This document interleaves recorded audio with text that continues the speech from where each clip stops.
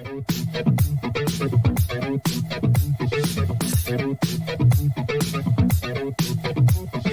right, everybody, welcome to the Beyond the Match show. This is Sunday, April 3rd, 2022, Wrestlemania Sunday. We're here to give a little recap of Wrestlemania Saturday and look ahead to Wrestlemania Sunday. I think for sure Wrestlemania Saturday over-delivered to what we expected. I have a guest here today. Kyle, how you doing today? Great. Kyle here. So excited. It was a fantastic Saturday night first show of WrestleMania 38. Can't wait for tonight. Yeah, same here. I really felt like, especially considering what a lot of people were saying about the quality of the matches on the card, I think every single one of them over-delivered, maybe with the exception of the Flair and Rousey match, but even that was still good, you know? I even thought that one over-delivered too, as far as my expectations went. Right, because they put our expectations so low that it was... I'll tell you what, the only reason why I fucking don't think it was great was because everything else around it was so good. You know what I mean? Right. And they put it in a high bar. Exactly, and they put it in a position where, you know, we'll talk about the match that started the show, which was a shame about what happened during it. But, you know, they had the Cody Rhodes match, which followed Becky Lynch and Bianca Belair, which was a complete barn burner. Then they have they honor the Hall of Fame and have Undertaker do a curtain call. So they got the crowd in the fever pitch, and then they do this match. So they had a very tough set of things to follow. You know what I mean? And I think the crowd was a little bit dead for this one. Yeah, I can see that. Plus, you know, you got Ronda Rousey who, you know, her star power is really what makes people cheer. But as far as that goes, you know, most of the time the crowd was just spending their time booing Charlotte. Yeah. I mean, they were getting into the submission attempts and the reversals and things like that, but it just felt like Ronda didn't have the baby face. She didn't have the crowd behind her as a baby face like, you know, we saw in the Bianca and Becky match and others. Even the Mysterio and Miz match, you could tell, like, the crowd was so invested in the Mysterios and when Dominic was doing his moveset and everything. But then in this match, it was just very dull. There was some botches, some missed spots. It ended with an awkward ref bump, which actually, you know, it looked like they took out that ref pretty hard there. You know, a little bit more than you normally see on a ref bump. But, and I'll tell you the other thing that seemed weird. It was a very abrupt finish. You know? Well, I think because it was a long match, it felt abrupt because they had a couple near falls, but then they went back to doing submission moves after their near fall segment. So it felt kind of abrupt after doing a bunch of submission, you know, counters. Right. Yeah, it felt like they were getting to I just felt like after all that, more than a big boot should have put Rousey down. You know? Now, for sure. At the end of the day, Rousey had Charlotte beat twice. She had her tapping out, and she had a 3 count with Charlotte's leg on the rope after a Piper's Pit. So, you know, that can pave the way for Rousey to have a legitimate claim to a rematch, which I don't know how many people even want to see that at this point. Future submission match coming up. Yeah, because, I mean, that's got to be it, because you made her tap, but you didn't win. And right. But you know, they had Becky and Natalya do a submission match a few years back, about 3 years back or something. And so, you know, they could do that again, but with Ronda and Charlotte this time, you know. Yeah. And I also thought that the other thing about this match was that they had done the submission attempt and I'm going to kick you away so many times that when I saw where the ref was and I just saw her even going for the figure 4, I saw the ref bump coming right then.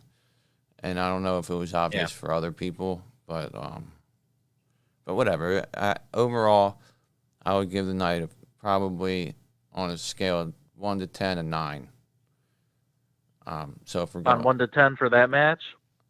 for the entire night, I would give the night an 8.5 or a Oh, for the 9. entire night. Yeah, 100%. Yeah, it was fantastic. And I mean, it was just short of being perfect. Just short of being excellent. And you can't fault them with how the show opened with the first match. They got the crowd going with Boog's entrances. Boogs, love Rick Boogs. But it was unfortunate that he got injured because I was really looking forward to seeing Boogs do some really good stuff, possibly get even more over with the crowd. And he just never got that chance, of course. He got his hot tag and did his first or his second feat of strength, and he ended up getting injured. So, I did expect the Usos to retain, and that's what I had predicted, but I didn't predict it with a short match. And I, of course, feel horrible for Rick Boogs' injury and the chance that he didn't get to shine on the biggest spotlight that he's had in his career so far. I totally agree. I mean, and let's get right into it. So we get Mark Wahlberg introducing us to WrestleMania. Then we get Boogs first out, fires up the crowd. The place comes unglued, totally over. Probably the best pick they could have to open either night. You know what I mean? I mean, having Boogs Awesome pick. get the crowd going like that, phenomenal idea. They're plugging some kind of Mike's Hard Lemonade. He's got his speaker boxes all decked out, Mike's Hard Lemonade stuff. New ring gear, matching ring gear for Boogs and Nakamura. They got this matching yellow and red flame-looking stuff. Looks great. So they get the crowd fired up, do their entrance, come down to the ring. Then we get Usos coming into their entrance. Nakamura and Jimmy start the match out. Nakamura starts out hot and takes him out with a knee, gains the early advantage, but then Usos eventually isolate him in the corner, gain control, start working him over with some double team, typical tag team moves. Jimmy hits a spinning step up enziguri for a close near fall. Tries to go for Nakamura is trying to tag Boogs in, but gets denied. Then Nakamura hits a big spinning kick. We get a double down with both guys. Hot tags. Boogs comes in, runs wild, takes out both guys. Jay tries to fight back, but Boogs hits an impressive stalling suplex where he squatted down, picked him up, slammed him, got a very close near fall out of that. And then here we get Boogs he has I don't know what the hell he was trying to do here. He's got one Uso up in a fireman's carry, and then another Uso comes in, tries to jump up on top of the other Uso to do one of these feats of strength spots for Boogs, which I'm sure he's capable of doing. Something happened when I couldn't tell which Uso it was, so I'm just going to say Jimmy was on him. Jay comes running in, jumps on top of Jimmy. Boogs' knee gives out. They all fall backwards. The Usos roll out to the ringside area. Boogs not far behind them. And this is where the match kind of falls apart. We see some communication between the referee, Nakamura, and Jimmy Uso. So then, back in the ring, we got Nakamura setting up for the Kinshasa, runs right into a super kick. Then Jimmy hits an Uso splash. They go for a pin. They only get 2. It's basically 2-on-1 at this point because Boogs is out. Usos end up hitting a 1D for the win. Rick Boogs reportedly suffered a torn quad, patellar tendon, and lateral cruciate ligament. It's required surgery in the next couple days and should be out for an extended period of time. The Usos retain here. There was reported last night that the initial script was for Boogs and Nakamura to go over, and it was changed because of the injury. However, this afternoon it was leaked that the Usos were always supposed to go over, and that it was just the length of the match and finish itself that was affected by this. Who the hell knows what the truth is, but the story coming out of here is just, man, I feel really bad for my man Rick Boogs. McAfee's not going to be able to stand up on his table anymore for a while, And yeah, hopefully they can get him to a point where maybe he can come out and still play his guitar and do an entrance. He's obviously not going to be wrestling for a while, but there is a chance that he actually can, come out and play his guitar, play some music for the crowd. So we'll see what happens. I highly doubt that's going to happen anytime soon, though. yeah, and I was saying this to Brad last night because he was talking about that too, because that's such a big part of what he is and what got him over. And if you think about what they've done with other people who have had injuries, save for your Baileys and your Asukas who have similar severe injuries, but if you're somebody who can at least walk, like Nakamura was hurt for the longest time with the IC belt, and they just didn't book him. They should have just put the belt on somebody else. But and like somebody like Naomi, again, she was a little bit hobbled, and that's why her feud with Sonya was such a feud with little physicality. And if anything, like Baszler would come in and they do one or two moves or whatever. You know what I mean? It was just very long, and how come they're not really beating the shit out of each? It's because Naomi was hurt. And then Sasha Banks didn't do much because she was hurt, but they were able to put her in the Rumble for 10 minutes and protect her. So, long story short, if they can protect Boogs, if he can walk, if he can play his guitar, get him out there. But, I mean, in the long term, I just hope whatever he has to do to recover and get back in the ring and, get back on track. I'm all for that because, this was his first WrestleMania of his life. And instead of having a WrestleMania moment, he gets a WrestleMania devastating injury. Yeah, exactly. And there's not too much more to say about the match. It's just unfortunate. Yeah, Usos go over a really bad, unfortunate injury to somebody who's definitely getting hot. And, that spot itself might have been his moment. He might have been going for a big double fireman's carry where he does some ridiculous maneuver. And it just didn't work out. I don't know if he didn't have the right footing or if the Uso that jumped in, should have been a little bit more controlled when he went up. I don't know. But right, it's just an unfortunate thing you see sometimes in sports, and the wrestlers know that they're putting their body on the line every time they go out there. So, I just look forward to seeing him get back out there and do his thing. He's strong. He's resilient. So I expect to see him back playing his guitar, maybe, hopefully, within a month. That's what I'm assuming, after he gets maybe some surgery and some time off. Yeah, if he can get the surgery, even if he's on crutches, you know what I mean? If he can just play that guitar, get the crowd fight. But you know what? Whatever is good, whatever he wants to do. He'd probably get over the crowd even more if he came out there with his crutches and still played a guitar. Oh, yeah, the first time he comes back with that guitar for that intro, whenever it is. Yep. Assuming that Shinsuke Nakamura is still there, if it's not too long. Right. It's going to be, people are going to love that. But like I say, it's a shame for him on his first WrestleMania. Can only hope that he gets better as soon as possible. So we got Madcap Moss and Corbin coming out next for Corbin to face McIntyre. Madcap and Corbin enter first. Start this match out hot with throwing fists at each other, which is the way it should, especially after the joke that Corbin cut on McIntyre about his mom. It's been a long, played-out feud, so they needed to start this match, throwing wood at each other, and they did. So McIntyre gains early control with a lariat to the ringside area. Works over Corbin with some chops. Beats him into the barricade. Gets him back into the ring. Then Corbin gets control by running McIntyre into the ring post. Drew powers back out of that, but he's stopped by a reverse Irish whip.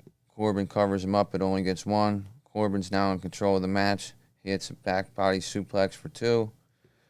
follows with some strikes. Madcap then gets up on the apron like a complete goofball. Corbin's trying to run the ropes and gets over, goes to rebound off the rope, and Madcap's up there, and Corbin's saying, "Get the hell down.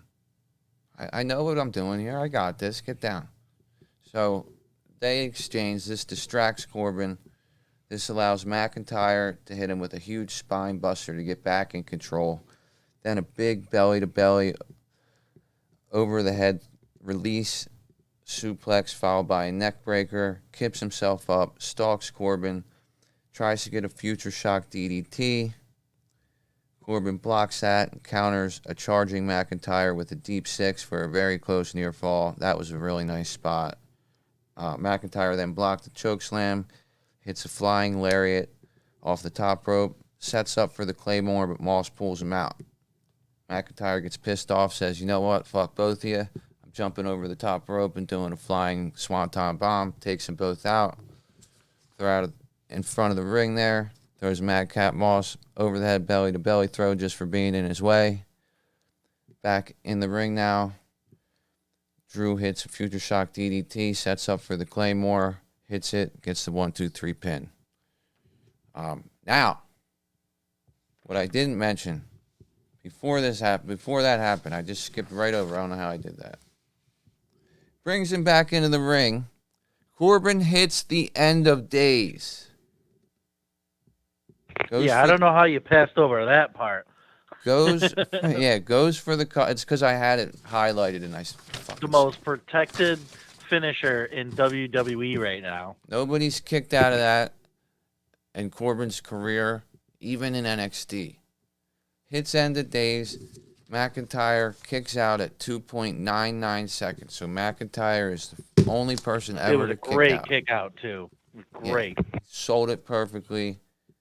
He hit the end of days great. But yeah, wonderful fucking match between the two of them, considering the fact that everybody thought that it was going to be a joke. And there's not much to say about it except for they hit their spots wonderfully. They played their roles wonderfully. The wrestling looked great, crisp, fast. That move when McIntyre throws himself over the top rope and does, a flip, and they catch him on the outside of the ring. You'll understand the size of man that's doing that, that's going over a top rope like right. That, flying through the air is unbelievable. I wish I had been there to see that in person. Just the sheer power and speed that he possesses and he puts on display is remarkable. I thought it was great. He impresses me every time I see him. Yeah, I thought it was great how they didn't make Corbin look terrible. He hit some big moves on him. You know what I mean? He got the deep six end of days. He was in control a couple times. But then McIntyre also, Corbin's trying to run the ropes real early, and McIntyre just follows him and clotheslines him over it. And then Madcap tries to pull him out and save him, and Corbin says, "Okay, you want to play this game? I'm just going to jump over the rope and take you guys out." You know what I mean? So they really positioned Drew it made Drew look really strong here, but I felt like Corbin held up his end as well, too. I thought it was a really good match, way better than if you look on paper and see Happy Corbin versus Drew McIntyre and consider the kind of nonsense we've seen throughout the feud. It was far better match than you could ever expect. So I thought it was good. Yeah, and what's nice to know, too, is what's happening afterwards. You know that McIntyre is done with this feud, and he's going to be able to move on and possibly fight for the new Unified Universal title, whatever they're going to call it. We'll see, but he should get back into that mix. So it's nice that this feud is over. And then also, we're going to see Madcap split from Happy Corbin soon here, too. They didn't give him the turn yet here at WrestleMania. We didn't see it today or yesterday on Saturday, but I can expect it on a Monday or Friday in the next week or two when we're going to be seeing that happening. We're going to be seeing, I should say Friday on SmackDown, since they're SmackDown roster. But they're that story is going to be fun to see how they split those two up, and hopefully we don't have to hear any more madcap horrible jokes after this as well. So Yeah, I mean, they're definitely teasing the dissension. I don't know what's going on there, but hopefully it happens soon, because it would be a good thing that it would be having Corbin and Moss working against each other would be a great way to get Moss elevated, because Corbin can wrestle, and if that's a good feud for Moss to be in. yeah, exactly. And at the same time, you're not I don't want to say waste, but you're not using up another guy on Madcap. You already have him right there, So. Yep. So anyway, you got anything else on that one? No, that's pretty much it. It was kind of a nice, pretty package, tied up nice and tight with a bow. That WWE gave us at the end of that storyline and that feud in that match. So very happy with it. I wouldn't give it a spectacular. I would give it a solid, probably 6 out of 10 as far as my enjoyment level and the quality of the match. Yeah, I figured for me, like out of 5, I would give it a 3.5 out of 5, maybe. You know what I mean? I don't know why I'm switching from 5 to 10, but. And I don't even want to give a score for the first match, because we didn't get to see what we were meant to see. We didn't get to see a full match. We didn't get to see Rick Boogs do his thing. So I hate to score that, but the rest of these I have a score out of 10 for. Yeah, and I gave that one a 6 out of 10. Yeah, I think the first one's an incomplete, but that's definitely 6 out of 10. I think a lot of people expected a 3, so it was. Yeah, and I'm calling a 5 out of 10, something that I enjoyed, that I had decent wrestling, but didn't wow me in any way. Didn't have any spectacular spots, but it just was not a bad wrestling match. It's a 5 out of 10. It's kind of my middle of the scale. Once you get below 5, then you did things that annoyed me, and you did things that took away from the enjoyment of the match. Yeah. So there's nothing in this match that took away from the enjoyment of it.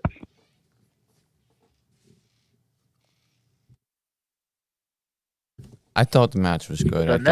I thought they did. The next match, though, is the one that really surprised you. Really surprised me. Oh man, surprised me at the quality. Yeah, it was definitely a good match. I mean, we get the Mysterios versus the Miz next. Miz has Logan Paul as his partner. Starts with Logan Paul and Mysterio in the ring. Now, before we get to that, Logan Paul and the Miz come out in this matching yellow and black gear. Looks really nice. Dominic comes out in this American flag looking stuff. Eddie, they got this stuff. Ray and Dominic were paying tribute to Eddie Guerrero. Their gear, really good gear everybody had. I really liked everybody. And not only did they come out, they literally were shot out of a cannon from the ground and popped up out of the ground, which is pretty cool. Yeah, that was very cool entrance. And the other thing about Logan Paul is this prick's wearing a $6 million or whatever Pokemon card around his neck. Talk about you're having your bling around your neck, right? Bling, bling. Yeah, encased in gold, or encased in a diamond case with a gold chain around it. I loved it. I loved it. He looked like a wrestling character. He looked like the part. His gear looked fantastic. I love the colors choices. Now, I think Miz was matching. I think Logan was the one that chose to wear those colors, and Miz was just matching them to look like a tag team. But I think we're going to see Logan again in that same outfit, and Miz is going to go back to his own colors, his red and black and white. But Logan Paul being in that yellow and black looked really good. And, he looked like a wrestler. Yeah, very convincing. He was outstanding. I thought that as a heel, he looked like he's been doing this for a long time. I mean, he had the timing, he had the hit a move and look at the crowd, have them boo you. He was eating that stuff up. So this match started out with Ray in the ring with the Miz. I'm sorry, Logan Paul was in the Miz. It was in there first. The Miz and Logan Paul started beating down Ray in the corner to start off. Ray fought back with a Hurricane Rana on Miz. Then Mysterios do some really impressive babyface double team stuff once Dominic gets in. Then Miz starts to do some pretty impressive work on everybody. He hits a springboard moonsault. Then Logan comes in to try to wipe him out, but he grabs Roman's wrist, puts him in a arm lock, goes to the top rope, does a top rope arm drag, and at the same time grabs Miz, does a head scissors takedown. They both drag out to the ringside area. Then he goes up to the corner, hits a big 450 splash. Huge reaction from the fans for Dominic here. Then Logan cheap shots Dominic so Miz can gain control. Paul back in the ring, does a big running power slam for 2 on Dominic, and that was a good-looking power slam by Logan Paul. He also hit a brain buster off the top rope later in the match. So that was actually next. He goes to the top rope, does a brain buster. They got Dominic in the heel corner. They're working on him now. Dominic's taking a beating here. Eventually he fights back. Logan Paul and The Miz, he hits a tornado DDT. Dom really showing some better moves here. He's showing he can hang in there. Ray gets back in there, hits a flying Hurricane Rana. Top rope cave-in. Then they double team Ray. Dominic tries to help Ray. Ray gets a cradle for 2.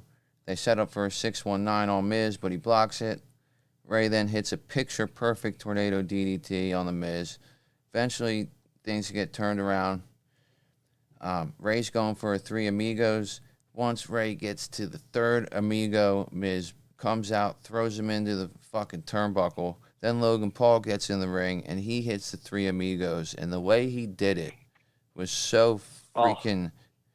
the timing. Yeah, the timing. The way he lays there and he holds out. He does the first slam or the suplex, right? Or I'm sorry, the over the head move. He does the first one, and he just holds on to Ray on the ground, and they wait for about 5 seconds, 10 seconds. Then you see Logan slowly kick up his left leg to the left and start turning his body, and you're thinking, no, is he going to do that? He is, and he does the 3 amigos, and the 3rd one was the best looking one out of all 3. It was impressive. I know. He had that. It was so fundamentally perfect the way he was doing it. I was so impressed by him. Oh, the timing, the expressions on his face. He located the hard camera so well and just looked right in there. Told the audience at home exactly how you should feel. Exactly. So he does Eddie's 3 amigos, goes up top, poses like Eddie Guerrero for the frog splash. Does his shimmy. Does the shimmy like a total jerk. Hits the frog splash for a near fall. Then we get Ray suicide diving. Miz right in front of the announce table. Ray and Dominic get Paul in position for the double 619. They hit the double 619. Looks like Miz is totally taken out of the picture at this point. We don't even see him. Out of nowhere, Miz comes in there, wipes out Dominic, hits a skull-crushing finale on Miz, gets the 1-2-3. Then after the match, Miz and Logan Paul are standing there with their arms raised by the referee. Miz turns, shoots a nasty look at Logan Paul, and then hits him with a skull-crushing finale and starts talking a bunch of junk to him. Basically, it seemed like he was, he didn't want the spotlight being taken away from him. So I don't know what's going on between him and Logan Paul now. I don't know how you can turn Logan Paul babyface or what, but they've obviously got an issue there. But and that was something I was saying before the match too. Is if you're gonna have the Miz and Logan Paul split after this, somehow they feud, and you're gonna have because both of them have such hot in heel heat going on right now, especially with their entrance and everything, that one of them would have had to done something extremely heel to the other to get them to turn face. So I don't think this was enough. I think it was enough to show the feud between them, but I don't think it was enough to turn Logan full face yet. I think there's still yet to be some more work they're going to have to do to get him a full babyface character. But I like it. I like the question behind it. I like the way it ended the segment and left you going, wait, okay, now what's going to happen? So that's especially for a new wrestler like Logan Paul, somebody we're not used to yet. We don't know. We've only seen him cut a promo a couple times, and we've only seen him wrestle once now. So we have zero expectations, and so to leave it on a question mark, I think was brilliant on the storyline part of it. And as far as Ray and Dominic go, Dominic, in my opinion, stole the show, and I was very impressed with what he was doing in this match as well. It honestly, between him and Logan, those were the two that really impressed me. I forgot honestly that the Miz was in and Rey Mysterio were even in this match. Those two were just taking over the spotlight and did an amazing job. Both of them, well, I should say Dominic in particular stepped up his game because I had zero expectations of Logan Paul, of course, but Dominic really threw his body around, looked real crisp. He actually showed some attitude today. He was pointing at the Miz and Logan Paul and looked like he was actually angry. So it was nice to see some emotion out of him. And yeah, I gave this match an 8 out of 10. I was very impressed overall with the storytelling, the wrestling crispiness. It was short and sweet. Is exactly the length we needed it to be. I think all the wrestlers did an excellent job in this match, and I liked the question mark ending too. Yep, I thought it was a really good match. I thought that everybody got to showcase something. I thought Logan Paul really showed out. I thought Dominic really got a chance to do some things that we don't usually get to see him do, so that they really used the allotted time they had, maximized it. The finish was really surprising. Like I say, Ray hits a suicide dive on Miz by the announce table. We think Miz is done. We think he's dead. And then they do the double 619 that they've been teasing for weeks. We think it's over. Then Miz comes out of nowhere, ends it, and then puts insult to injury by taking out his teammate. I thought that whole swerve at the end was the type of thing they need to do to kind of make things less predictable. Right. But yeah, that was a good match. Next up, we have Bianca Belair and Becky Lynch for the Raw Women's Championship match. Probably the best match of the night. My opinion, it was. Right. And this was weird because Becky came out first as the champion. Right. I think they did that a couple times where they had the person I didn't think was going to come out first came out first. Right. So she gets a big time Usually intro. Your comes out first. Yeah, she comes out in the Escalade with the ballet at the top. Lets her out. Beforehand, we had like the WWE Then Now Forever, but it was all Becky stuff. It was actually pretty cool the way they put that together. And Belair gets a star-studded entrance with the Texas Southern University Marching Band. Great intro. So they play her music. She comes in. She's wearing some really hot new ring gear. On her butt, it said Becky and then had lips, as if Becky needs to kiss her ass or something. But this match was if it wasn't obvious at that point who was winning the match before the match even started, then you're not paying attention. When you get that kind of entrance as a babyface, you're going over. You're winning that match. Right. When I saw the marching band, I was like, okay, I guess Bianca's our next champion here. So, yep. A lot of heat early there. Bianca goes for the handshake. Becky goes right for the manhandle slam. Bianca blocks it, but then she goes for the KOD. Becky blocks that, then hits the manhandle slam, goes for the pin, gets 1, 2, Bianca kicks out. And Becky continues to go for pinfall after pin. Everything she does, she's going for pinfall here, trying to end it early.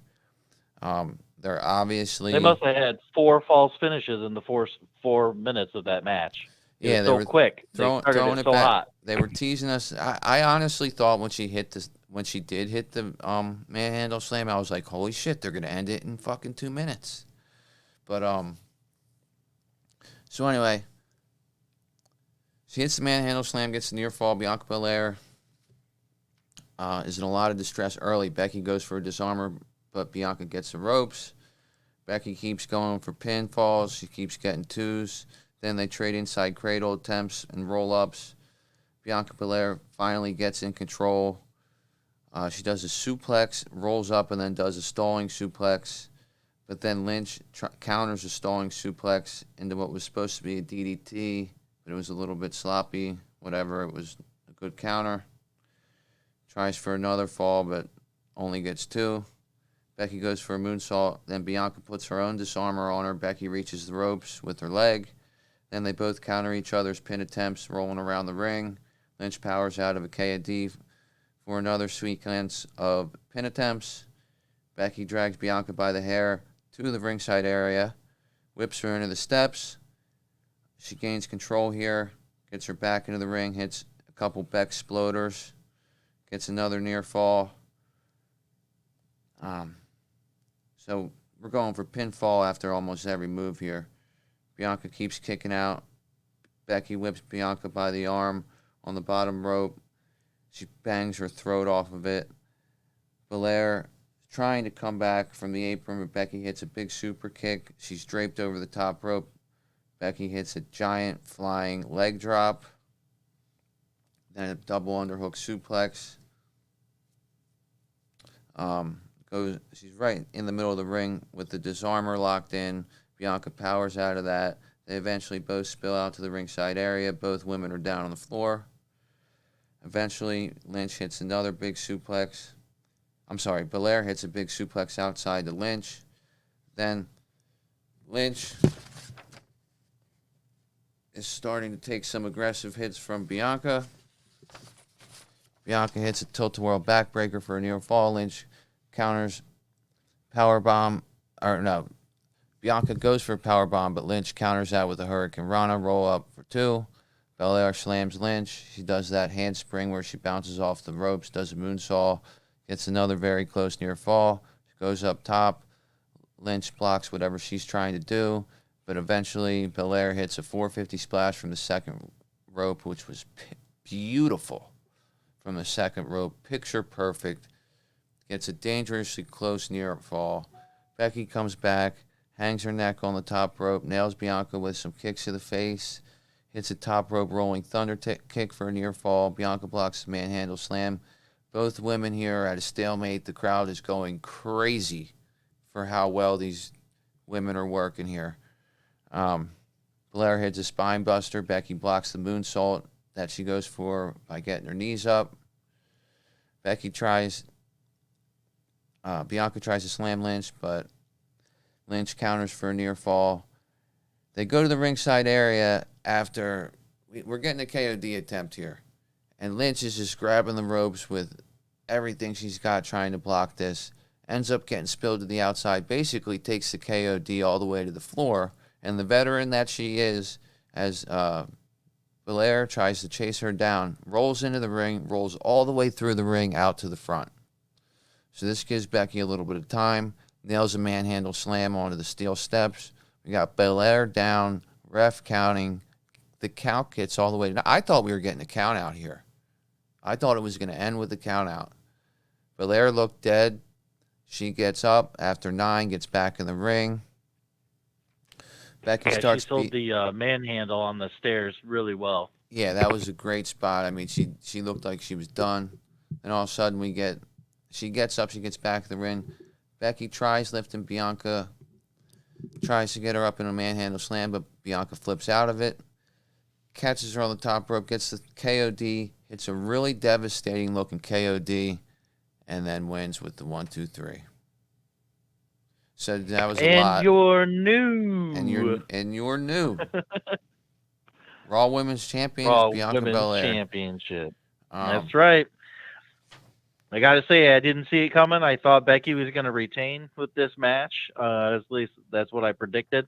Thought maybe Becky would have to do something by hook or crook to win it. But man, what a barn burner of a match. I gave this match a solid 9 out of 10. It was nearly perfect. Just a couple moves were just not as clean as they could have been. But besides that, that's really the only critique I had.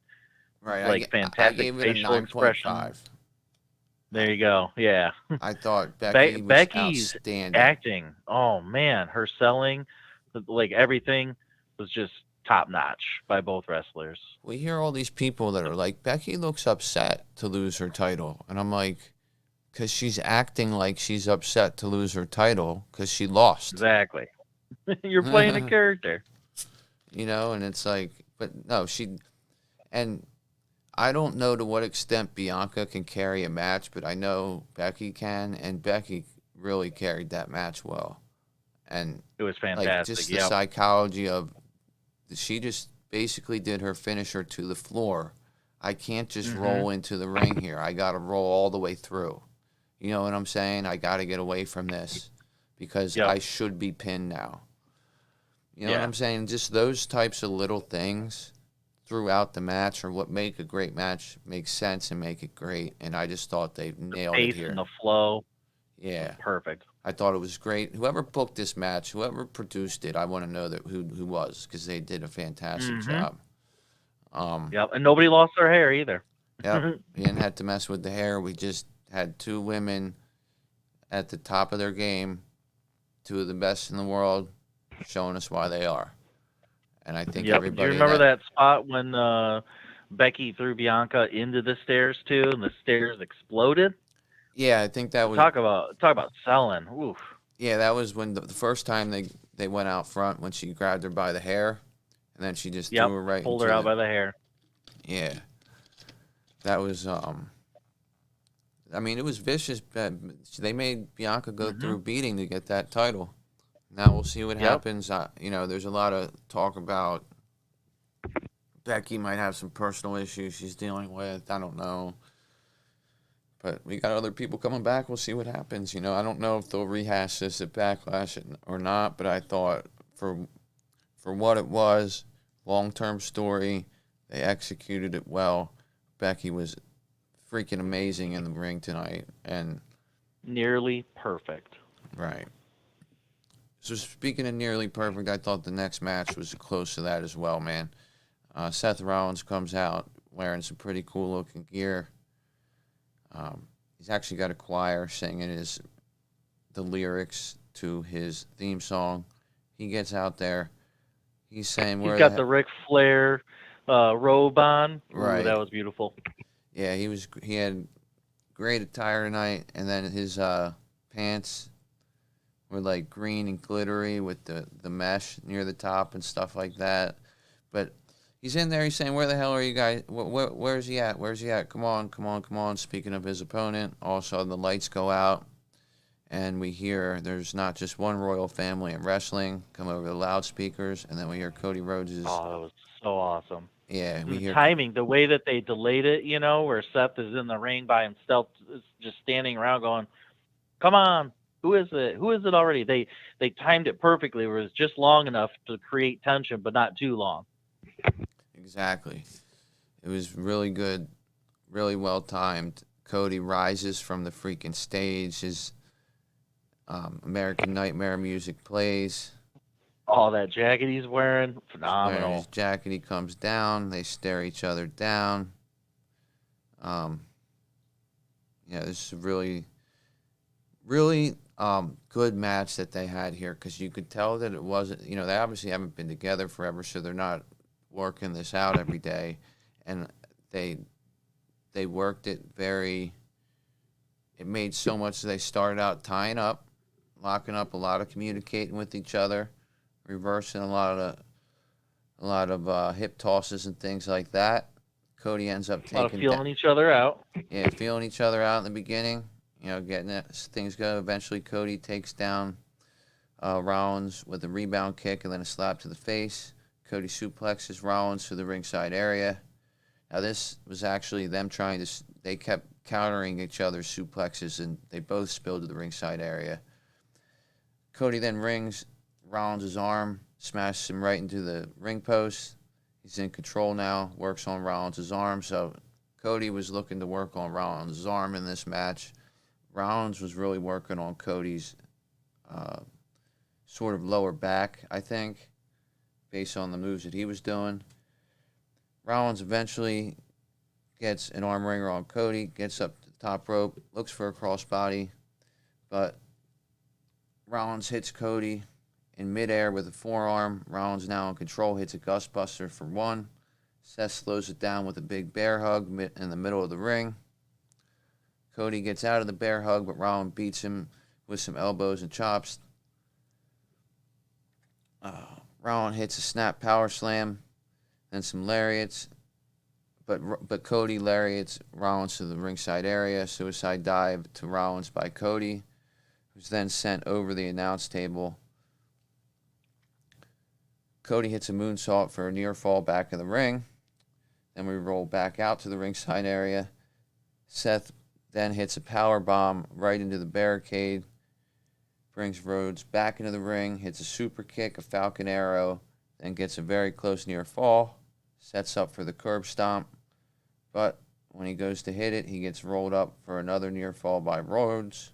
Rhodes hits a crossroads for a near fall. Then Rollins comes in, gets up on the top rope, hits a giant inverted superplex, and then a dragon sleeper for a dangerously close near fall. Rollins goes for the pedigree. They're teasing this pedigree back and forth. At one point, Rhodes underhooked the arms, but then hit a power bomb. Cody hit a flying back body block from the top rope for a near fall. Seth eventually hit a pedigree, got two.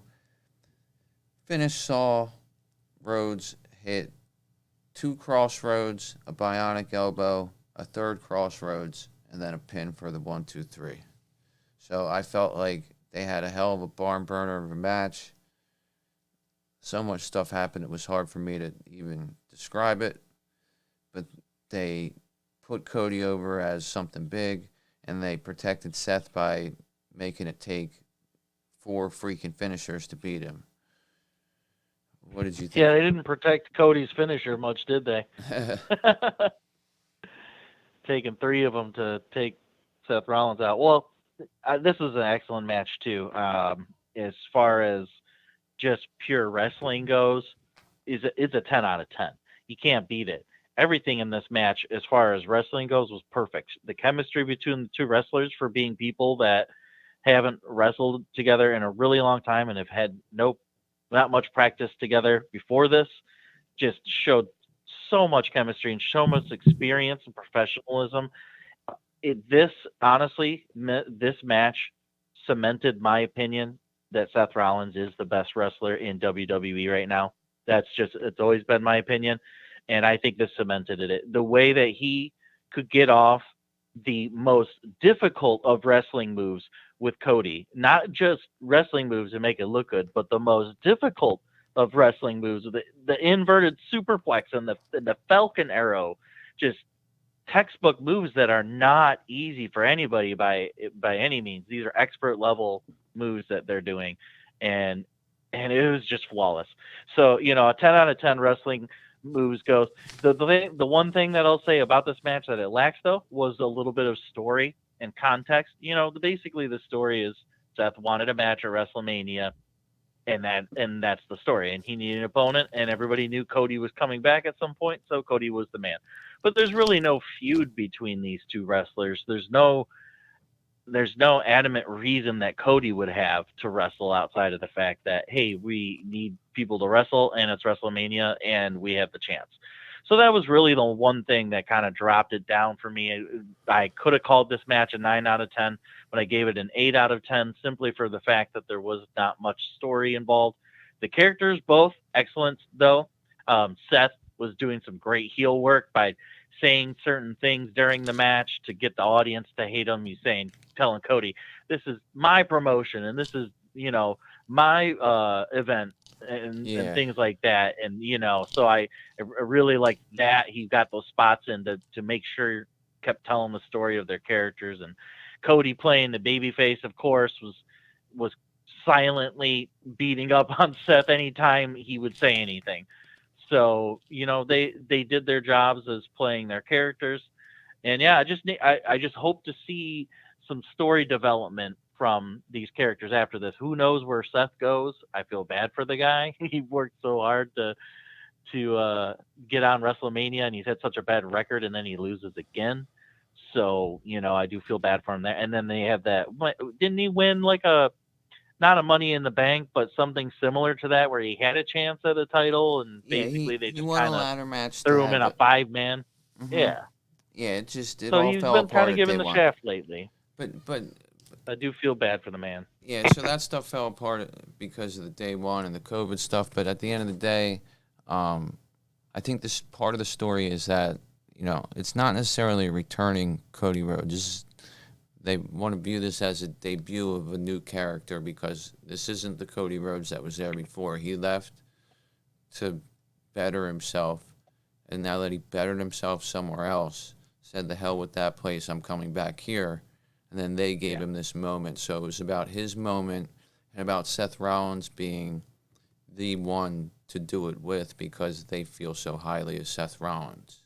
You know what I'm saying? Of course, yeah. Like you said. Yeah, and this, he's still his AEW character. He's coming back exactly how he was when he left AEW as the American Nightmare. Well, it's So his they're character. not changing anything from that. We Yeah, can't right. even I'm call just it his saying, like, AEW character WWE because didn't ask them to change it. Yeah. They didn't say, "Hey, we need you to change your name or change your character or do this or that." He basically just kind of picked up the pieces where he left off in AEW, and he's continuing here as the same character, which makes a lot of sense because that character had ties to his family. It had, he had his other Rhodes family members, and if you're going to go with the story of him being from a prestigious wrestling family, then it just makes sense to introduce him that way. And then that excellent spot that he had where he gave homage to Dusty Rhodes with some punches in the bionic elbow, that really helped that too. That, of course, the crowd loved that. Yeah, and the idea is,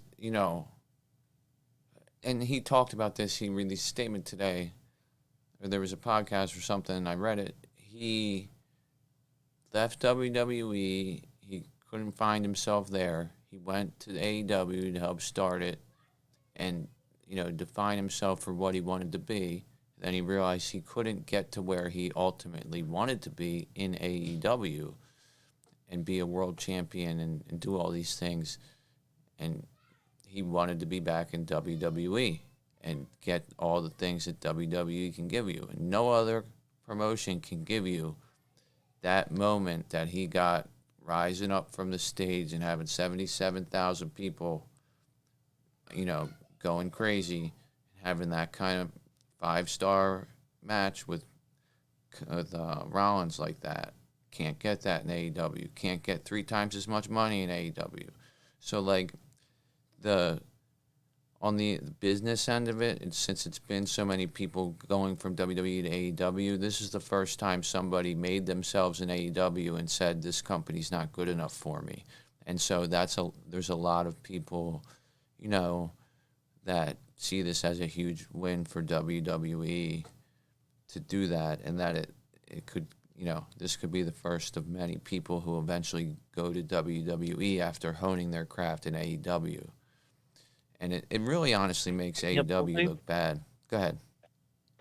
Well, what I'd really love to see is not so much these promotions just strictly fighting against each other. And I do think that they could all benefit from cross promotion and from scratching each other's backs. And once I truly believe that once Vince McMahon is no longer in charge of WWE, then it's going to become more of a less competitive between the promotions and more collaborative, because I believe Tony Khan can see the benefit as well as cross promotions would bring to them. So I just see it as a win-win if both would stop with the petty "we're better than you" fight and then eventually figure out that it's good for everybody. I don't think WWE's the one leading that fight, though. I think it's more the AEW people and the people that get jaded by whatever they,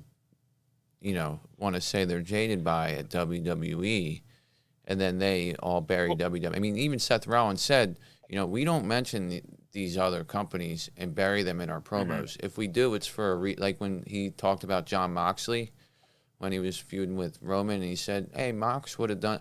He mentioned Moxley's name. Moxley wasn't Moxley in WWE. He was Dean Ambrose. But that's the name he goes by now, and Seth said that's what he goes by. And meanwhile, that's a very long discussion for another day. but I agree that, it would be cool to have all these different promotions working together, but then it would be a monopoly. Mm-hmm. But, like, then a certain style of people go to the AEW brand. You know what I mean? A certain lower end people that are coming up go to Ring of Honor. and then you have WWE. That's the highest level. With there's all kinds of different shit they could I mean, do. it's already that way anyway, and that's Yeah, I think the just point of remove the other promotions is animosity, and yeah. Well, let I think the everybody point all of have the same money. well, yeah, of course. The WWE is really a monopoly on the industry. There already is a monopoly. It's called the WWE, and I think other promotions are saying, well, we want a piece of the pie too, and we've got great wrestlers, and we can do it well, just as well as WWE. And they're right, they do. There are other promotions that do excellent jobs just as well as WWE, but the WWE just has a name, and they have a way of branding that is already existed before the other promotions, so they have a lot of um, things. They already have a lot of control, so it's an upward battle for everybody else. The WWE is already on top. They're really just fending people off. You know what I'm saying? Like they don't have it, they fight, but in their own ways. I'll say that WWE does it in a very um uh what's the word I'm looking for? Passive Um, aggressive. Passive aggressive, exactly. Thank you. They don't Yeah. mention AEW. They don't talk about them. But then again, why don't you actually mention them? Why don't you? Some people think it's kind of snide to not acknowledge them and things like that. So, it goes back and forth. But I think that if Well, I you lose think, all that listen, if and you you just start acknowledge working them, together, it yeah. works out better for everybody. But if you acknowledge them, then you're opening the door. If you acknowledge them positively, then their name's mentioned. Then you're opening the door for their name to be mentioned in any light, and any asshole can say something negative. So if you just say don't mention them at all, then you're not going to get positive, but then it keeps the stupid negative stuff from happening. You know what I mean? So I think Right. that's part of why they just have a hard fast. We're not going to mention other promotions, Oh, but for sure. anyway, It's the politically correct way of doing it. yeah. So the attendance was announced at 77,899. You think that was accurate? Because the paying attendance was 67,000. Well, they can fit a lot of standing room people in there. I understand that. I never trust any of those numbers though, because they're always estimations in the first place. And second of all, the number of people in the building never equaled the number of tickets sold. So, it to me, the, I don't really care. I know it's their thing that they have to say it every single WrestleMania. We have this many people, and sometimes it's a record, and sometimes it's not a record, but to me, I'm just like, okay, I get it. No matter what, I expect that place to be filled. You know, regardless of the number. Yeah, exactly. I mean, I think when they say these numbers, and then it's just I really think nothing of it. And then some people were like, they lied about this and lied about that. But, like, you can never really know because you have paid tickets, then you have comp tickets that people probably don't count. Then you have every single person that works in the building. You know what I'm saying?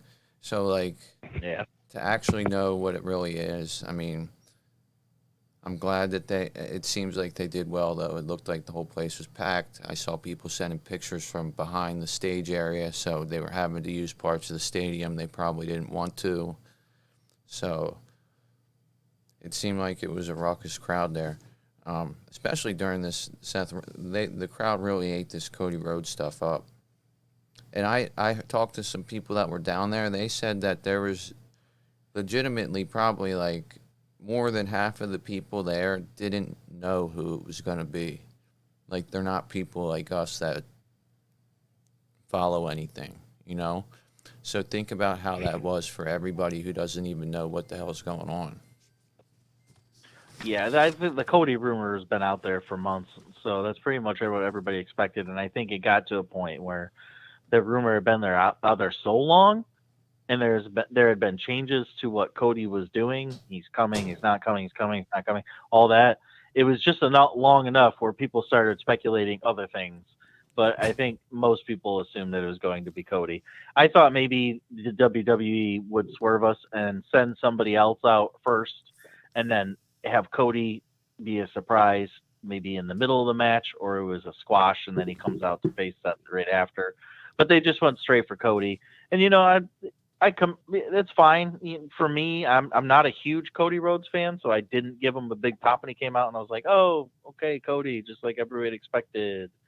But what I didn't expect was for how long Cody went. It was a nice long match. I didn't expect the chemistry between them. I didn't expect them to throw such difficult moves right out the bat like that. So I was highly impressed, and it was another one that lived up. It exceeded the expectations that I had going in. Yeah, I think that they felt they had an amount of time that they were supposed to adhere to, which they exceeded, and I'll get to that in a minute. They felt each other out, and they just went to town, and we saw two very skilled wrestlers having a great day at the office. You know what I mean? Exactly. And that's what you want to see, and we got that. I hate it when you get these WrestleMania matches where it looks like somebody's phoning it in, and in every match up to this point, every member of every match, it felt like I saw the best I've seen from them in a while. Like, yep, Rey Mysterio always does great stuff, but the impact and the speed and this, like, just the way he was flying around tonight, it was different than he normally looks on Raw, and Yep, I could throw compliments out for each individual wrestler in this whole show. Right. So we get next Ronda Rousey and Flair in the SmackDown Women's Championship match. Both of them entered to lukewarm reactions. Almost no reaction for Rousey when she's the babyface here. They start off hot, going back and forth at work. Nobody really gains control early. Ronda counters a lot of Charlotte's moveset early with some martial arts stuff and tries a lot of different submission attempts. So you can really see a style difference here. Charlotte's working more of a pro wrestling style, more of a mat style, and you have Rousey working more of a shoot fighting style and looking for submissions. Charlotte eventually counters an ankle lock and flings Rousey out to the ringside area. Rousey hits her face on the ring post, and then Charlotte covers her, but only gets two. Charlotte's now in control of the match. She's got Ronda in a rear chin lock in the middle of the ring. Ronda powers out of it and hits a knee to the face, covers Charlotte up for two. Ronda then hits a modified tornado DDT up from the top rope, gets a near fall out of that. Charlotte fights out of a rear waist lock that Ronda had her in, takes her down twice with judo throws. Ronda's setting her up for an armbar, but Flair hits a spear, gets a 2 count. Ronda locks Charlotte up in a rear headlock now. Charlotte turns it into a back suplex, hips herself up. Rousey counters a suplex attempt by Flair, turns it into a body slam, only gets 2. Charlotte comes back here. She gets Rousey in the Tree of Woe, gets up on the top rope, puts her in a modified Boston Crab. Then Rousey hits a top rope arm drag takedown for 2. Then Flair goes for the figure four. Rousey reverses it to an ankle lock, which Flair reverses herself into her own ankle lock, but then she's sent into the bottom turnbuckle head first. Charlotte counters an armbar attempt by Ronda with a power bomb, goes for a pin, gets near fall. Flair goes for the figure four again, and Rousey slides away. She applies an ankle lock mid-ring, gets leg pressure on Flair's back. I thought this was going to be the finish here. It really looked like she had her in a precarious position. She had the ankle lock fully applied, the leg flat up against her back. I thought it was over, but Flair kicks her out of there. Rousey goes for an armbar, but Charlotte gets the figure four. She tries to bridge it into the figure eight, but Rousey reverses the figure four, but they get to the ropes. The hold breaks. Rousey then slams Charlotte to the ringside, rolls in and out of the ring to save the 10 count because they were close to both being counted out here. She charges at Flair, but Flair catches her, hits an exploder suplex over the top into the barricade by the timekeeper's area. Rousey then hits a Piper's Pit in ring, goes for the cover. Charles Robinson goes for the count. 1, 2, 3. Match should be over. But Flair gets her leg on the bottom rope. Charles Robinson points this out. Match continues. Ronda gets distracted by this. We almost get a near fall by Flair. Or we almost get a pin there by Flair, but it was a near fall. Flair goes for the figure 4, but Ronda kicks out of it. And this is the point where Robinson's right behind her. Ronda kicks Flair right into Charles Robinson. She basically spears him into the corner, hits the back of his head on the turnbuckle. Ronda gets Charlotte into the figure 4.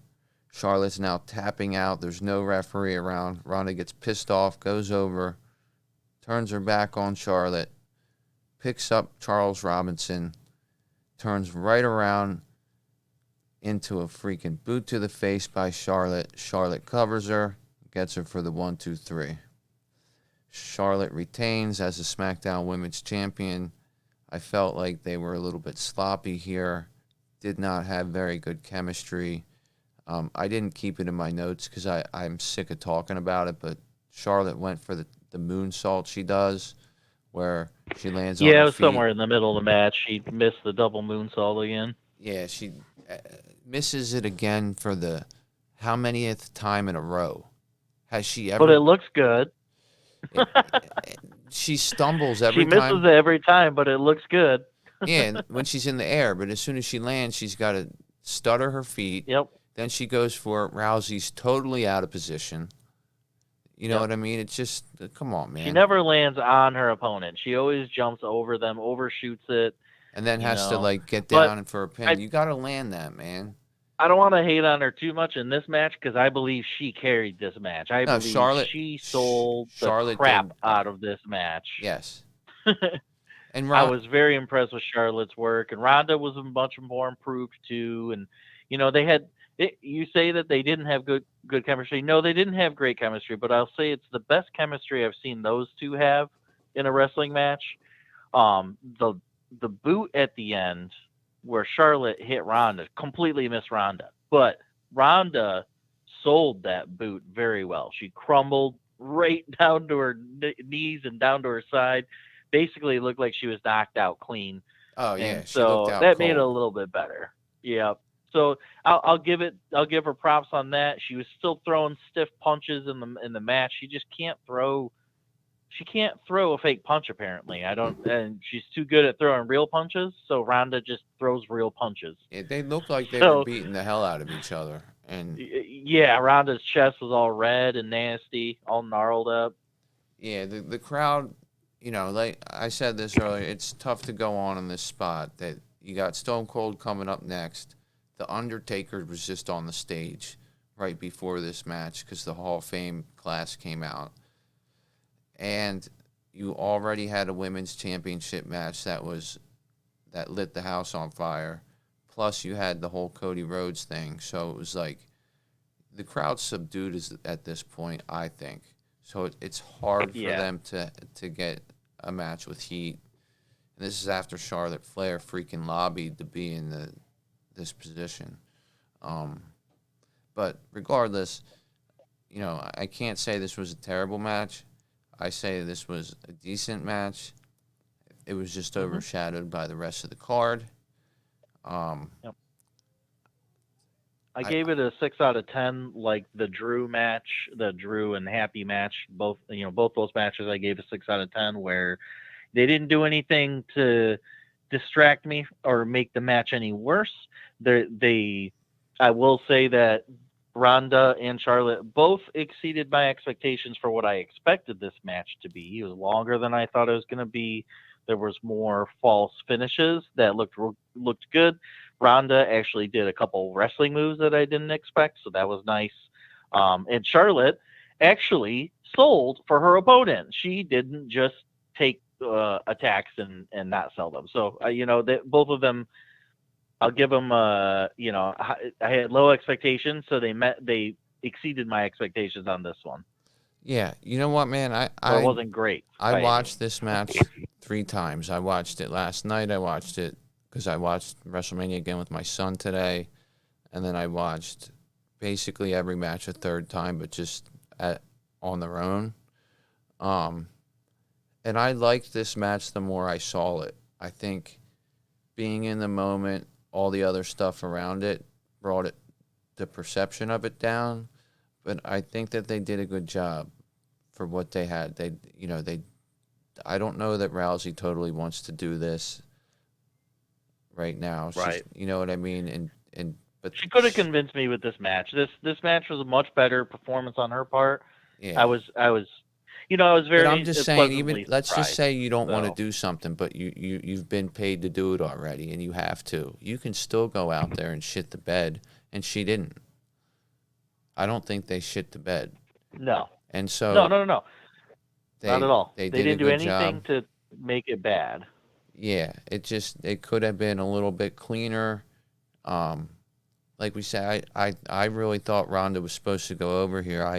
Do you think that it That's was what I ever? expected too.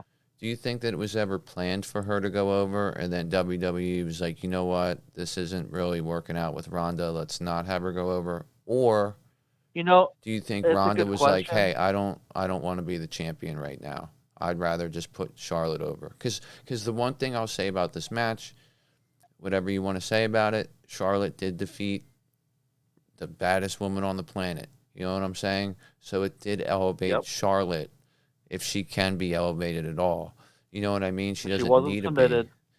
You know, she does She not wasn't need to actually be. submitted by Ronda either. So Yeah, she that's doesn't need to be probably going to built happen. right. She doesn't need to be built up more. But sometimes when you have a big start, like everybody's still gonna go somewhere, and you don't want someone to hit a ceiling. So Right. And WWE knows that you don't need a belt on you to to to win, of course, to look good, of course. And so I think that's basically what it was with her characters. They know they're very it's very obvious that Ronda is over with the crowd, whether she's champion or not.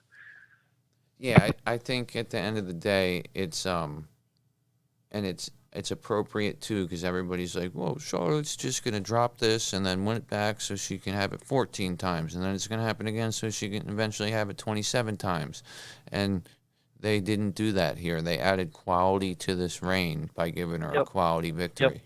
Um, Yeah, and the so only thing I have to say to that too is if that is truly the reason, then that's fine because this is a show with characters, and the character Charlotte Flair needs to have a bunch of belts, a bunch of championship belts. So if they want to have her lose the belt here and there so she can get it and pick it up again, hey man, more props to them because you have to get the belt. You have to win the belt back in order for that to make that possible. You can't just lose it and then never get it back. So her being a repeat champion, I think, is great for her character. yeah, I don't have a problem with. A lot of people think it's stupid and are like, oh, why did Charlotte Flair? You have 15 championships. Why do you need any more and whatever? But I think she does a good job. There's a reason she's there. You know what I'm saying? That's the character. That's There's how not Ric Flair's character was. like yeah, the one man owns the WWE, but there's like 900 people making decisions that influence what happens with Charlotte Flair. You know what I'm saying? So it can't be a bad thing for her to be who she is. You know what I'm saying? Even though Exactly. sometimes she's not, she might not be everybody's cup of tea, but she's a hell of a fucking athlete, and both of Yep. them are, and that's that. At the end of the day, that's what they put on. They put on a good match. Two athletes. They exceeded the expectations of what we thought they'd do, and did a good job. So I'm happy with it. Just the one question I had for you. Do you think, and I asked it, but I don't know if I got the answer, just straight up, do you think that this was always the plan, or do you think they called an audible at some point? I think this is I think this is always the plan, and I think the reason being is that Ronda's here for a good time, not a long time. So I think that she doesn't need a belt if she's going to be here for a short amount of time, because it doesn't make sense for somebody to win a belt and then disappear.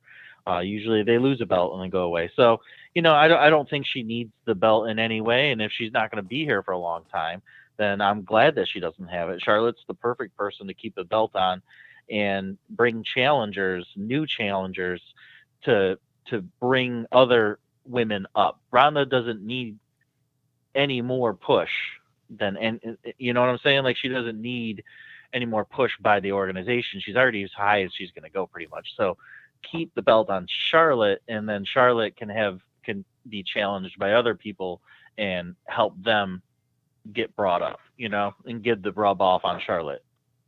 Yeah, I totally agree. I kind of always thought it was Rousey and something happened, but then again, when things happen, it's usually what they planned. It's not, especially with somebody like Ronda Rousey. I doubt that it wasn't the plan all along. Originally, I kind of thought it might have been, but now that it happened, I was just wrong. You know what I mean? And a lot of people were. But no, I don't think that she just was like, fuck this, you know what, Vince, let Charlotte win. Or Vince was like, you know what, she's not doing good enough, so we're not giving it. I just think that this was it, and just the way, through everybody's eyes, we saw it a certain way. But really, Charlotte was the stronger of the two the whole time, and she deserved to win.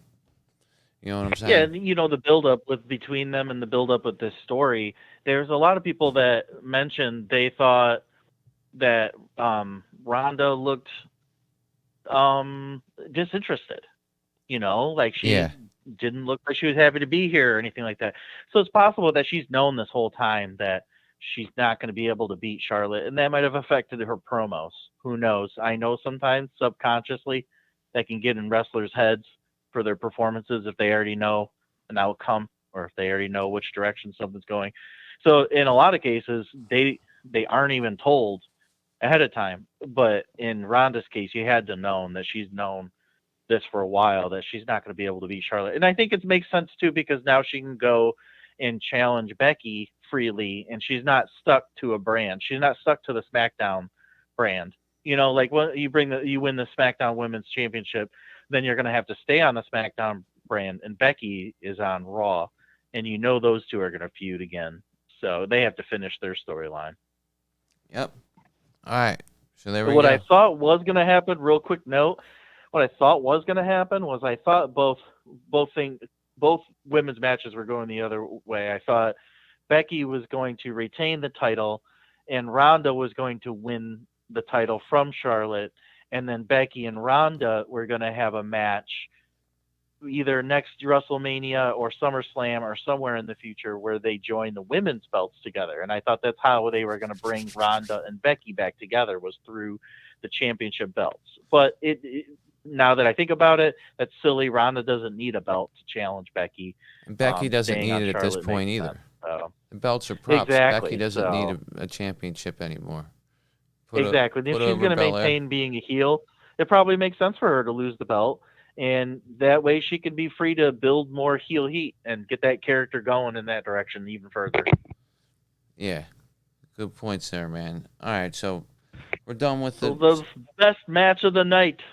Yeah, here you go. Here's your main event. I'm not going to say too much. I'm going to let you say what you think about it, all right? So we got Owens coming down. He runs down Texas a little bit. Glass shatters. Austin comes out, milks the crowd for a few minutes up at the stage area, goes backstage. Commentary sells it as if they don't know where the hell he's going. Then we see him come out in the camo, ATV, circles the ring, parks it at the ringside area, gets in the ring, destroys the KO show set. KO's telling him, calm down, I just want to talk to you. Then KO's saying, this place really sucks. It's got flat land. It's really hot. The people look stupid. Austin's doing a really good job of just staying there and looking at him and letting KO do his thing. Just sitting there, letting the heat build. I loved it. Didn't need to say anything. Just had that solemn look on his face. It was awesome. Right. And then we get to the point where KO says, you know what, I'm not here to talk to you. I want to have a match, a no-holds-barred match. And then Austin accepts. We get a referee, we get the bell ring, and then Austin starts by taking over, stomping Mudhole and Kevin Owens. That's the one part that I was a little bit like, what are they doing? Because he was like tapping him with his foot. But then when he got him out to the ringside area, and he was like tapping him with his foot. Then he whipped him into the corner, and it wasn't even a hard whip where, um, you flip into the turnbuckle like the Harley race bump where they flip over to the outside. Triple H used to do it a Yeah, lot. Like Kevin just Kevin just tosses like his power body bombed around. himself. Yeah, it Like just for the first rolled somehow, ended up on his head. yeah, for like the first 2 minutes he was just like fighting himself, and then they get outside, they really start brawling. Stone Cold actually took a suplex. He took a stunner at the end of this, but On the cement too. Oof. yep, you go ahead and talk about how you felt about this though, okay? Yeah, this match was, it was definitely slow, especially from the start. The mud stomps weren't quite mud stomps. They were just kind of, little taps, like you were saying at first. But eventually he started warming up and putting that foot down in Kevin's chest. And then Kevin squeezes his way over to the other side of the rink, and that's where the beers come in, of course. Oh, man, it's so fun to watch Steve Austin. He must have drank 30 beers during that whole thing. They were just flying through the air, one after the other. It was Toss me like a a beer, beer toss me a beer. infomercial. It was amazing. Of Drink course, this it's his beer, you'll own kick beer, somebody's so ass. exactly. He's helping his own branding there. But I will say this is it was old school Steve Austin, but just a much slower version of it. He did his patented moves. I like when he looked Kevin in the face, got up close, shook his head back and forth. He goes, "You dumb son of a bitch." And he's got that head tilt that he does where he flails his bald head back and forth. He looked big too. I gotta be honest. He looked like he was like Kevin's not a small guy, but he made Kevin look small. He's got some muscle still on him, and he's still a tall dude, even though he's not the tallest wrestler out there. So he still looked imposing. When they went outside of the ring and they started fighting, that's when the action really started going. The punches back and forth looked really good. I think at first he was a little stiff when they were in the ring, but when they got out of the ring, he loosened up and they were connecting back and forth.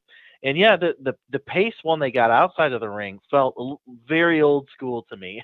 I felt like I was going back to the Attitude Era where it seemed every single fight spilled into the audience at some point. Like literally every match, you would see somebody go over the railing and there would be fighting in the audience. So it felt very old And school. you get And then guys of course selling for such a long time to allow the opponent to get their yeah, weapon or whatever. But whatever, it was oh yeah, nice. yeah, exactly. And they eventually made their way back, but before they did that, they were on top of the ramp and they were up by the set. And the way they got up there was pretty funny. Kevin Owens was trying to steal, I guess he was trying to steal Steve Austin's four wheeler, and Steve Austin comes up from behind, knocks up Kevin in the head a couple times, dazes him, and takes him on a little joyride up the top of the ramp, and then they both get off the four wheeler. That was a fun little thing. They did. I'm glad they didn't run anybody over or hit anybody with the four wheeler. They don't need to be doing that kind of extreme stuff, especially with the age of Stone Cold. But yeah, that was just a fun thing they did. Rode up the ramp like that, and then when they got up there, I thought for sure one of the two of them were going to go into one of the TV in the back or the light fixture in the back. You know how it was reminding me so much of an Attitude Era old school fight that I thought somebody was going through one of the light fixtures, but or maybe there was a table planted up there that was a story lower, and they were going to have somebody plummet down. Maybe Kevin Owens take a big bump where he gets dropped. But no, they eventually brawl their way back up to the ring slowly but surely. Um, Steve Austin gives Kevin Owens a couple boots down the ramp, which was kind of funny too. He just like shoved him about 15, 30 feet, and Kevin Owens rolled down the ramp. It was sold really well by Kevin. And then, of course, they get it back in the ring, and what do you expect? A stunner. But who did it? Kevin Owens gets the stunner on Stone Cold. And it's like, wait a minute, how did that happen? But eventually Stone Cold turns the tide and gets his stunner off on KO, and 1, 2, 3 wins the pin. By the way, the kick out from Kevin Owens stunner by Steve Austin was great. Just barely got the left shoulder off the mat at the very last second. Steve Austin's got the timing still. Right. That's the thing about this. It's like Kevin Owens, what a fucking idiot for re-signing with the WWE and getting paid millions of dollars and getting this shining moment with Stone Cold Steve Austin, main event at WrestleMania, and having the ability to stun Stone Cold Steve Austin with his own finishing move that he made famous and almost getting the 3 count.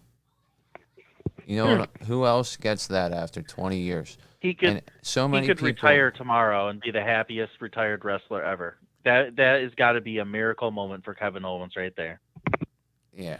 So I just, I last night, honestly, by the end of the night, I was so subdued that I didn't really realize. It wasn't until I watched it over again because at the end of the day, I was more of a Rock fan than a Stone Cold fan. But I have such an appreciation for his work and for what he did for the business and for putting the guys over and everything.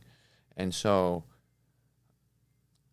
on top of that, seeing people that I know and that I like and my friends and a stadium full of people get that full of joy over something and the moment, like that's the sort of stuff that I live for. Even if it's not my fucking favorite guy, and he is one of my favorite guys, but at the end of the day, when I was a fan of his, I was a little kid. I couldn't drink beer. I didn't have a job. So I didn't relate necessarily to that character as much. I liked how he did all that cool stuff, but I thought The Rock was a cooler character at that time, back then. Right. Now I have a significant appreciation for Stone Cold, and I loved it last night. I thought it was great. And Yep. the more I hear other people talk about how much they liked it, makes me even happier. I think WWE nailed night Yeah. one, and I think that they got a tough act to follow night two, but they got good matches on it, and I'm looking forward to it. Real quick, let's go through that card, actually. Okay. We actually do have the order of the matches, so let's see what we're looking at tonight. We're going to kick off with the triple threat tag team match, RK Bro, Street Profits, and Alpha Academy. Randy. Which is probably the best match to kick it off with. I'm so excited for that. Then we're going to get the battle. And when the fact that they added the New Day too as well, they have another tag team match, men's tag team match on this card. They had to put one of them first because you got to spread them out. Yeah, and the New Day match is still scheduled in the flex spot, except it's all right. So I'll get to it. We got the Raw tag team titles going first. Then we got the battle of the Colossus versus the Almighty, Omos and Bobby Lashley. That's going to be exciting. Then we got Knoxville and Zayn. So it doesn't look like Knoxville and Zayn's going to be a pre-taped thing. It's going to be a standalone match. Then we got the women's tag team fatal four-way match. AJ Styles and Edge, McAfee and Theory, New Day and Sheamus, and then Hall of Fame gets honored again, and then we will see Lesnar and Reigns close the night in the winner-take-all match. It's supposed to be hammered home all Great night. Lineup. We're going to hear biggest WrestleMania match of all time, probably. Give me the over-under on the amount of times we'll hear that. Well, considering we already heard it about 5 times yesterday, I'm going to go with 10. All right, I'm going to say we're going to hear it 15 times. Oof. We'll hear it several times in the beginning, several times before the match, in the middle of the show, and probably before every match on the show. Now, I like the way they structured this. We got the tag team match. It's going to be fun. Lashley and Omos will probably be quick. Then we got, but it'll be a little bit serious. Then we got Knoxville and Zayn. That's more comedy. Then we got women's tag team. That's going to be a lot of action, but sort of fun. Then we got Styles and Edge. Might be the match of the night is that women's tag team. Might be. Has a chance. They got it tucked in the middle of the card, so it's in a spot where those women are going to want to show themselves off. It's the only women's match on tonight, so they better Yep. want to show off. You know what I mean? Yep. And then New Day and Sheamus, they put them after McAfee in Theory and before the Hall of Fame, so it looks like they're going to do them and then just cut the Hall of Fame or cut the Hall of Fame short if they are low on time. Right. Do you think Undertaker walks out again for a second night in a row? I think he does. Yeah, of course. He's going to get one last pop from the crowd. If I was him, I would. If they're going to honor the Hall of Fame, yeah, he's going to be part of it. So yeah, they got to do it for anybody who wasn't at night one, you know? Right. Which is a lot of people. I know a guy who lives down there, and he has tickets, and he's not going just because he's tired. He was like, I didn't get home till 1. I can't handle going tonight. I'm going to Raw. Staying home. Meanwhile, yeah, I'm sure it takes a lot of energy to go there. Yeah, an AT&T Stadium logistically is a pain in the freaking rear to get in and out of. The whole beltway system down there, the highway system. It's in Arlington. I don't know. It's just that area is tough to navigate. But anyway, I'm excited for the card tonight, man. A little bit disappointed that my picks didn't really go my way the other day. Brad was the only one. You and me both, man. You and me both. I mean, the freaking Miz. I guess we should have seen the Miz getting a victory after so many losses, but. Hey, I know I'm not good at predicting this stuff. Sometimes I think that they're gonna avoid the predictable route and then they go the predictable route. Sometimes I think they're just gonna make it predictable and then they swerve you, And you know what? That's good. I'd rather it be very unpredictable and hard to guess. In my opinion, that's how you should book things. It could be either way, go either way. I think that's the best way to book matches. Well, yeah, and I think at the end of the day, like when we say predictable versus unpredictable, it's all subjective to what we think is predictable and what we're predicting Exactly. and how we see things. So what I think predictable, the next guy might not even think is a fucking realm of possibility. And then I think they do a good job, when they want to, at using variety and sort of keeping us guessing. You know what I'm saying?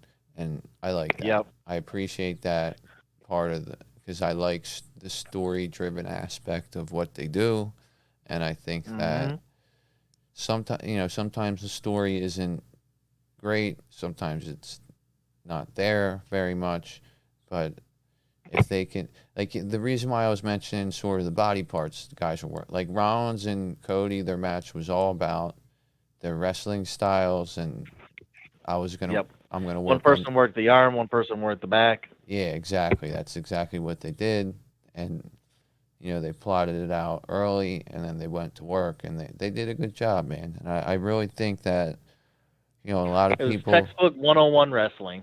Yeah, a lot of people looked at this card on paper and said, like, oh my God, this could be the worst WrestleMania ever. But that night one was so far, we're halfway through, just about, and there's some matches I'm really looking forward to. And maybe I'll have my hopes up and they won't be as good, and maybe it's because my expectations were lower for last night. I don't know. But this is one of the best WrestleManias I've seen in like 10 years. So Agreed. I don't know how, and a lot of people are giving it good praise too so far, and I really hope WWE delivers on another one tonight, man. All right, let's go real quick through the predictions. So we've got the Raw Tag Team titles, men. Who do you got? I'm sticking with RK Bro retaining here. I get the Street Profits creeping into my head, but I just don't want to. I don't want to do it. You're picking Street Profits, correct? Oh yeah, they creeped all the way in my head. We want the smoke. Street Profits for the win. All right, all right, Bobby Lashley, Omos. I'm taking Omos. Yeah, I got Omos too. I think he keeps his dominance going. Bobby's got to find somebody else to fight. I heard someone suggest this the other day about this match. What if Bobby wins the match and then he takes in Omos and says, "Listen, big man, I can teach you some things." And then he comes in and joins him in MVP. Now, Not maybe see, even people still think as a this is babyface. where Well, this where is where MVP people think turns. MVP, yeah, MVP is going to turn on Bobby Yeah, and we take were in talking Omos. about that the other night, but I'm just Yeah, it's saying possible. I heard somebody else say, wouldn't it be interesting if Lashley took Omos under his wing? It was like, listen, man, That would be cool. you're a monster, but I need to teach you a couple things. Now I don't know what he's going to teach him because he can't cut a promo either. I'd be down for that. I'd be Yeah, because you had him with AJ, which AJ is a fantastic. AJ Styles is one of the best wrestlers of in wrestling history, top 20, fantastic, right? And so he had him with him, but AJ could not relate to him on a size level, on a physical body level like Bobby can. Bobby can actually relate to him as a big man and say, okay, this is where you can do certain things differently as a big man. This is how you can work with different people of different sizes. And then he's also got the benefit of having MVP teach him how to cut promos and teach him how to talk and teach him how to sell. And so that would be amazing. And plus, who else could you think of as being the enforcer of the Hurt Business? So just think about that. Omos is like perfect to join the Hurt Business. So I think that's a great prediction. I'd love to see it.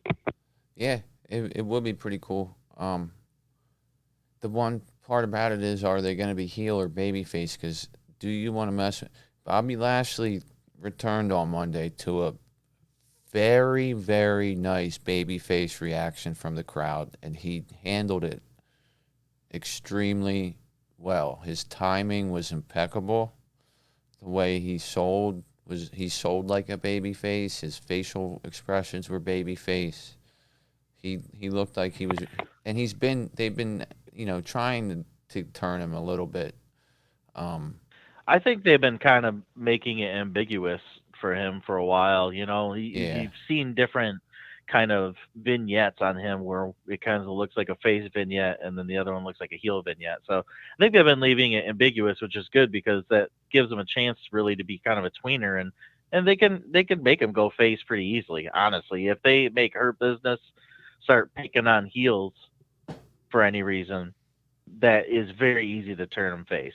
So I think it's totally within the realm of having them be a face organization, but they don't necessarily have to either. They could be heel, and Bobby hasn't been a full face recently outside of the last time we saw him. It hasn't been like a reoccurring thing for him. So I don't know. yeah, I'm excited to see what they do. Really, that's the one that I have the most intrigue as far as like I have no idea what they're going to do with this match. Like what could Bobby and Omos possibly give us wrestling wise? How much time is it going to be? What are the characters going to do? Where's the storyline going? Because there's not much of a build to it. So, yep, I don't know what to expect.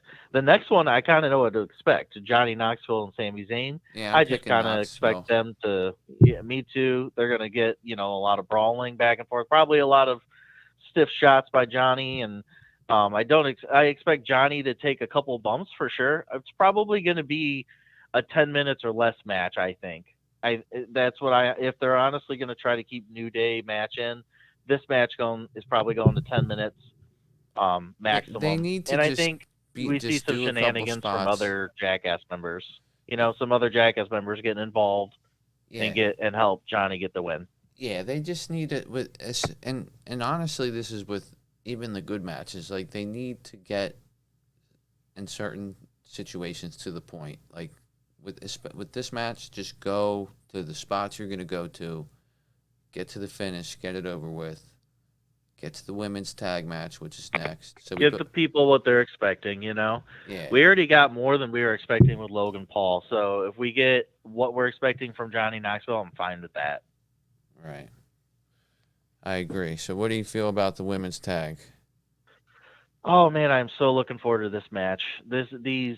the women wrestlers have been killing it recently. I've said it a million times. I'll keep saying it if they keep doing it. But all these premium live events that have happened in the last few months, the women have outshined the men, in my opinion, from top to bottom as far as their uh, their professionalism, their storytelling, the choreography that they have in their moves. Like they're killing it. So this tag team match, 4-way tag team, I'm super excited to see it. Um, as far as a prediction goes, this is my hardest to predict outcome match. As far as Omos and Bobby Lashley goes, that was my hardest to predict of like what's even going to happen overall. But I think Omos, I feel certain about him winning. This women's match, however, I have no idea. I mean, flip a, roll a 4-sided dice. That's your winner. Honestly, that's it. Could be any of these teams. I could see Queen Zelina and Carmella retaining. I could see Rhea Ripley and Liv Morgan getting a nice babyface push. I can see Natalia and Shayna Baszler winning simply because of their pedigree. Maybe even being heelish and doing something, or Shayna Baszler getting in some kind of submission move on somebody, like Carmella to take the title. But my prediction win is going to go to Sasha Banks and Naomi here. I'm gonna guess that they take these titles and they defend them for the next several months and build a story of them being friends, because it's gonna come crashing down at some point when Sasha Banks eventually pushes her friends to the side, just like it says in her song when she comes out to the ring. I'm gonna go ahead and push them out of the way. She's gonna push Naomi right out of the way eventually. We're going to see that turn. It's guaranteed. It's just built into Sasha Banks' character. But that's why I think they win, so they can help develop these characters and defend. And then maybe in a month or two is when they split. Yep, that's exactly what I think. And then we got AJ Styles and Edge next. I took Edge in this one to cement his heel turn. I think you thought the same. Agreed. All right, let's Yep. move Pretty on. much identical feelings. Yeah, we got McAfee and Theory. I don't think they're going to beat the wrestler with the announcer, so I think Theory wins this one. I think you agreed. I think it's the same idea behind the Edge and Styles, where Austin Theory's character is where you're thinking of the win or loss here, and his character needs the win more to maintain his build and his ascension, because that's obviously what they're trying to do, is build Austin Theory. So he gets the win here. Yeah, very good take there. Because, I think McAfee beats him. What the hell does that mean? Now, if he does beat him, Right. then maybe that creates dissension between McMahon and Theory, and we get a story there. Mm-hmm. And we know that he's eventually going to be facing Corey Graves at some point, because Corey Graves has been burying him on commentary lately. So Corey Graves has been burying Pat any chance he gets. He's been talking about him making poor decisions and things like that. So that match is down the road as well. Yeah, and we've all heard about Corey Graves being cleared for the ring, and who the fuck knows why they need to tell us that. It's something's gonna happen between him and McAfee. I think. I don't think he'll make a full ring return, but some pay-per-view match we'll see in the near future. I think definitely. I think it's a good call. Yep. New Day and Sheamus. I do have. Oh, sorry. I was going to say one more thing about that. I think maybe we might have a Finn Balor show up as well. It might be an Austin Theory win, and then a Finn Balor retaliation.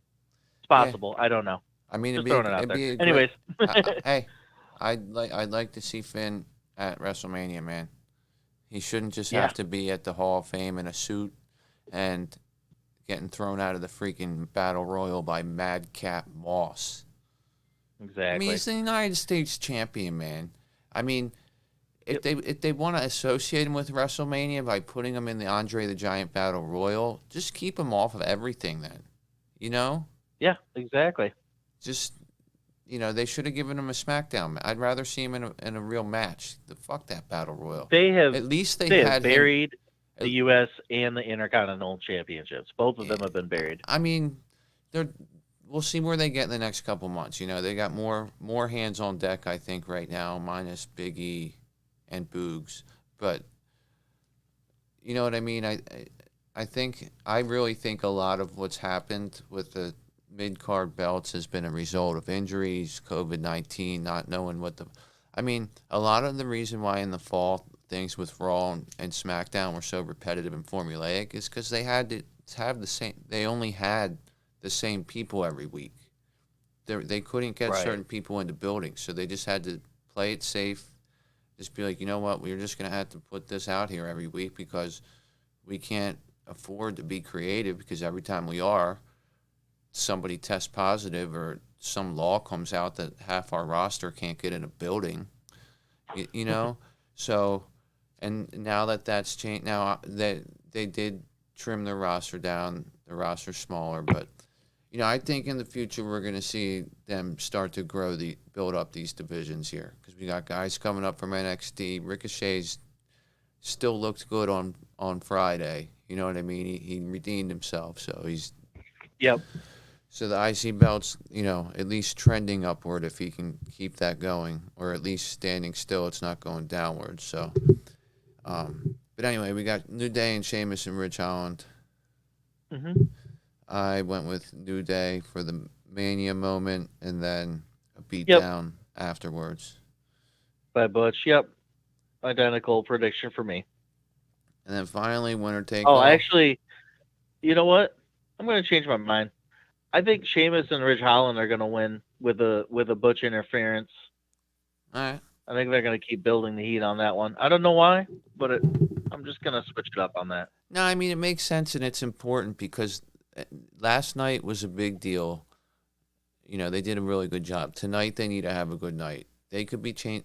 They can change finishes up to the point the match fucking happens or during the match.